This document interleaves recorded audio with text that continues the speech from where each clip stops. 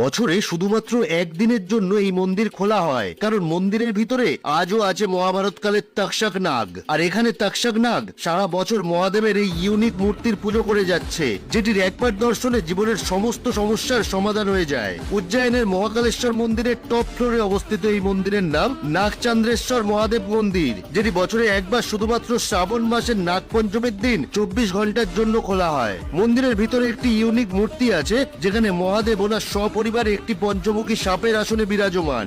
11 শতাব্দীতে এই মূর্তি নেপাল থেকে আনা হয়েছিল।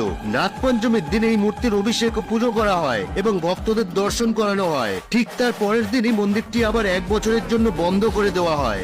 মান্যতা আছে এই 1 বছর এখানে বসবাস করেন এবং মহাদেবের পুজো করেন স্বয়ং তক্ষক নাগ। যেহেতু তক্ষক নাগের শান্ত এবং নিরিবিলি পরিবেশ পছন্দ, তাই এই মন্দিরে বছরের বাকি দিনে কোনো মানুষের প্রবেশ নিষিদ্ধ থাকে। এই মূর্তি এতটাই পাওয়ারফুল যে সমস্ত মনস্কামনা এটির সামনে খুব তাড়াতাড়ি পূরণ হয়ে যায়। তাই কখনো শ্রাবণ মাসে উজ্জয়ন গেলে নাগপঞ্চমীর দিন এই নাগচন্দ্রেশ্বর মূর্তির দর্শন অবশ্যই করে আসবেন।